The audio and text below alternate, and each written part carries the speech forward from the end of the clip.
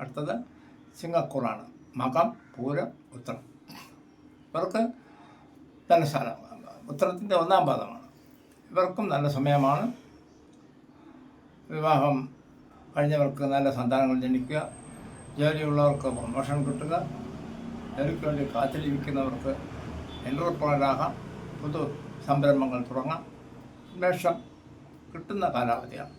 ചിങ്ങക്കാർക്ക് എന്തുകൊണ്ടും ചിങ്ങക്കൂറുകാർക്ക് ഗുണമാണ്. സിംഹം എന്നാണ് ചിങ്ങത്തിൻ്റെ യഥാർത്ഥമായ ഇംഗ്ലീഷിൽ ലിയോ.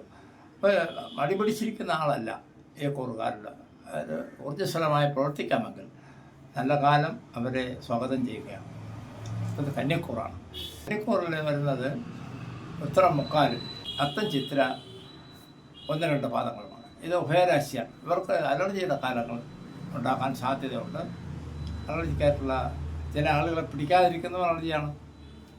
എന്ന് കരുതി ഒരു ഇൻ്റർവ്യൂവിനോ ഒരു സ്ഥാപനത്തിലോ പ്രൈവറ്റ് ജോലികൾ ചെയ്ത് മുന്നേറുന്നത് അത് തഴഞ്ഞിട്ട് പോകണമെന്നില്ല. അവിടെ നമ്മൾ പേരെടുക്കാൻ നോക്കണം. ഉഭയരാശി ആയതുകൊണ്ട് ഒരു നീക്കുപോക്കുള്ളവരാണ്. ചട്ടമ്പിത്തരം കാണിക്കുന്നവർക്ക് നെഗറ്റീവ് അനുഭവങ്ങളായിരിക്കാം. പ്രൗഢിസം കാണിക്കുന്നവർക്കും പലതാണ്. ഊഹ കച്ചവടം അവർക്ക് ഗുണകരമാണ്.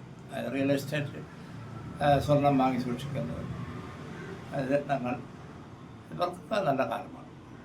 പ്രവർത്തിക്കണം, ഭാഗ്യമുണ്ടാകും.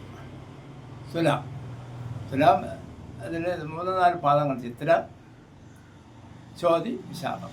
ഇവർ സൗന്ദര്യ ആരാധകരാണ്. ഇവരെയും ആരാധിക്കും.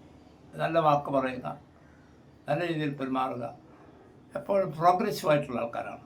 ഒരു മണിക്കൂർ മണി പിടിച്ചാൽ അടുത്ത മണിക്കൂർ അവർ കൊണ്ട് കയറുന്നവരാണ്. കാരണം ത്രാസാണ് ചിഹ്നം. അതാണോ ഇതാണോ എന്ന് ചിന്തിക്കാൻ കഴിവുള്ളവരാണ്.